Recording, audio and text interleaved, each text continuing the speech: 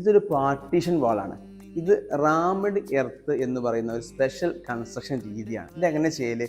രണ്ട് ഭാഗത്തും ഷട്ടർ ചെയ്തിട്ട് മണ്ണിടിച്ച് ഫില്ല് ചെയ്യാണ്. ചെറിയൊരു പെർസെൻറ്റേജ് ഓഫ് സിമെൻറ്റ് ഇതിൽ മിക്സ് ചെയ്യും.